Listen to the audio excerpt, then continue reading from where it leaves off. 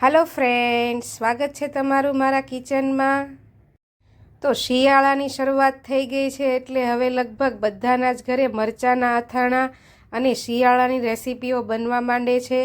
तो आपणे विंटर में बनती रेसिपी आपणे एक पछी एक बधी ज शेर करीशुं। आजे आपणे लाल मरचानुं अथाणुं बनाववानुं छे।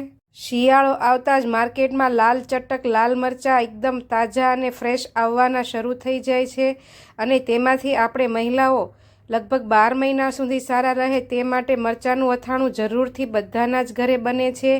तो आपणे परफेक्ट माप साथे अने मसालाओ साथे 12 महीना सुधी फ्रीज में स्टोर करीने राखी शकाय तेवुं लाल मरचानुं अथाणुं बनावीशुं।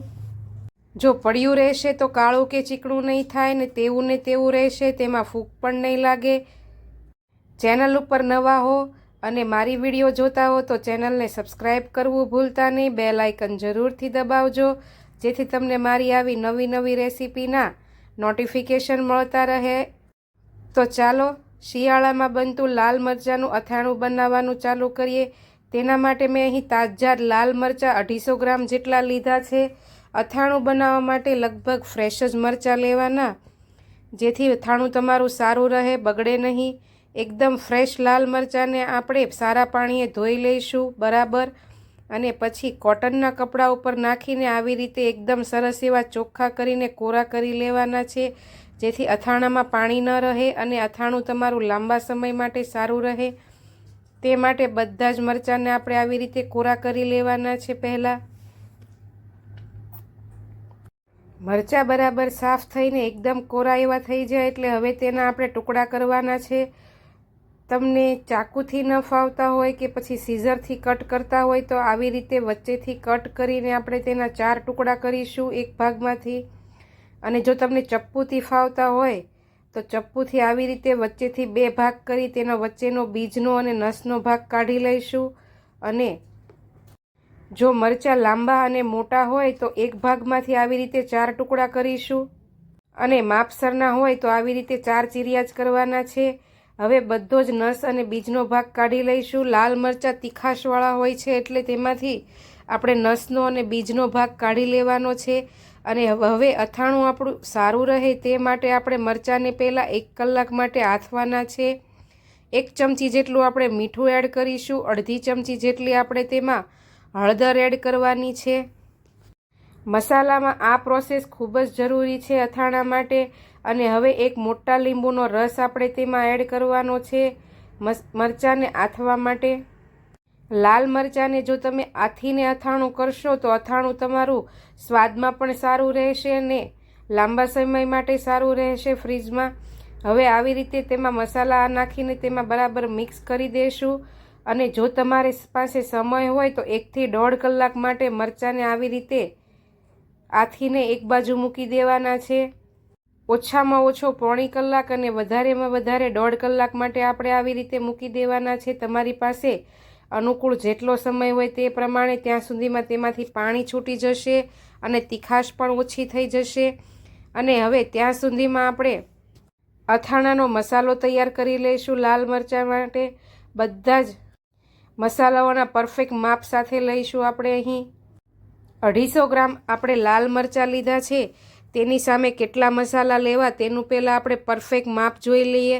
અહીં મેં 100 ગ્રામ જેટલા રાઈના કુરિયા લીધા છે, અંદાજે 1/2 કપ, અને 4 મોટી ચમચી જેટલી વરિયાળી લઈ લીધી છે। લીલી વરિયાળી તમે રેગ્યુલર ઘરમાં રાખતા હોય તે કે પછી કરિયાણાની સ્ટોરમાંથી તમને આરામથી મળી જશે। 4 મોટી ચમચી જેટલા ધાણાના કુરિયા લીધા છે અને 2 મોટી ચમચી જેટલા મેથીના કુરિયા લીધા છે।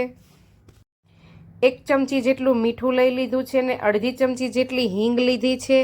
હિંગ તમે વધારે ઓછી લઈ શકો। 1 મોટું લીંબુ લઈ લેવાનું છે, તેનો રસ એડ કરીશું।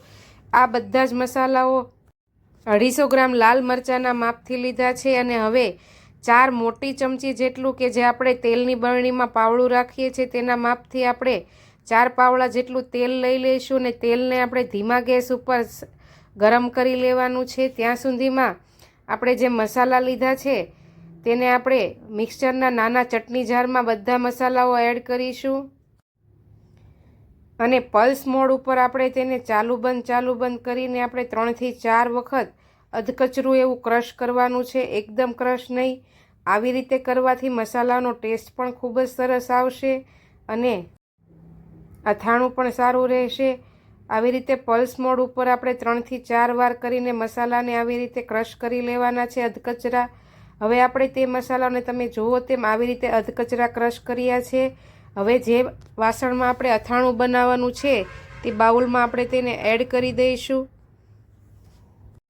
હવે જે તેલ આપણે ગરમ કરવા માટે મૂક્યું હતું તે તેલ આપણે બહુ ગરમ નથી કરવાનું.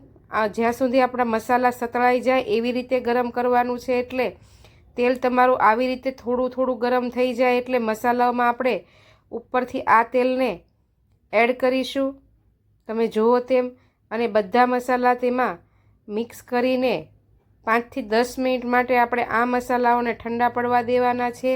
આવી રીતે સરસ એવું મિક્સ કરીશું. ગરમ તેલમાં આ મસાલા આવી રીતે એડ કરવાથી મસાલા સરસ એવા સતળાઈ જશે, તેમાં કાચી સ્મેલ પણ નહીં આવે ને અથાણું પણ તમારું લાંબા સમય માટે સારું રહેશે.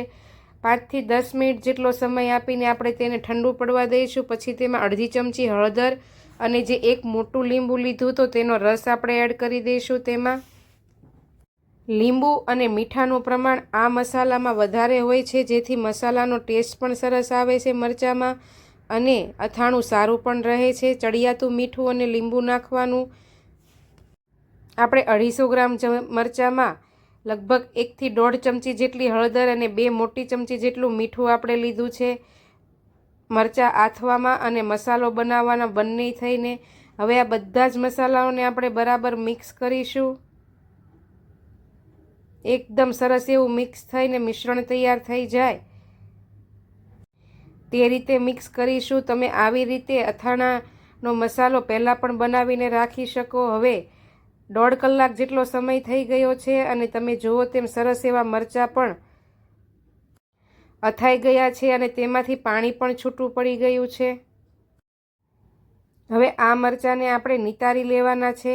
આવી રીતે બીજા વાસણમાં લઈને જારીમાં બધા જ મરચાં આપણે લઈને તેમાંથી બધું જ પાણી નિતારી લેવાનું છે. એકદમ કોરા કરવાના છે મરચાં આપણે. એટલે આવી રીતે 5 મિનિટ આપણે તેમાંથી બધું પાણી નિતરવા દઈશું અને પછી કોટનના કપડા ઉપર કે પછી ટીશ્યુ પેપર કે પછી કિચન પેપર ઉપર આપણે આ મરચાંને પંખા નીચે કે સરસ એવો પવન કે આમ ખુલ્લામાં રહે તે રીતે આપણે સૂકવવાના છે. અંદાજે 15 થી 10 મિનિટ જેટલો સમય લેવાનો છે. મરચાંને આવી રીતે કોટનના કપડા ઉપર કે પાથરીને આપણે 10 થી 15 મિનિટ માટે સૂકવવાના છે. આ પ્રોસેસ ખૂબ જ જરૂરી છે. વધારાનું પાણી બધું જ સોક થઈ જશે અને મરચાં અથાણામાં પાણી નહીં છોડે એટલે અથાણું તમારું એકદમ સરસ એવું રહેશે, કાળું કે ચીકણું નહીં થાય ને લાંબા સમય માટે સારું રહેશે. 15 મિનિટ જેવો સમય થઈ ગયો છે. હવે મરચાંને આપણે જે મસાલો તૈયાર કરીને રાખ્યો છે તેમાં એડ કરી દઈશું અને મસાલાને આપણે મરચાંમાં બરાબર જ મિક્સ કરવાના છે. આ અથાણું તમે કાચની બોટલમાં ભરીને કે પછી ગમે તે એરટાઇટ કન્ટેનરમાં ભરીને ફ્રીજમાં રાખીને આખું વરસ ખાઈ શકશો. એકદમ ચટાકેદાર બનશે. રોટલી, અથાણા, ભાખરી સાથે ખૂબ જ મજા આવે તેવું બનશે. જમવામાં સ્વાદ બમણો કરે અને જોતાં જ ખાવાનું મન થઈ જાય તેવા લાલ મરચાં તમે જુઓ તેમ બનીને તૈયાર થઈ ગયા છે. તો શિયાળાની આવી અવનવી રેસીપી અને બનાવવી હોય તો મને કોમેન્ટમાં તમારે કઈ રેસીપી જાણવી છે તે જરૂરથી કહેજો. આવજો. જય શ્રી કૃષ્ણ.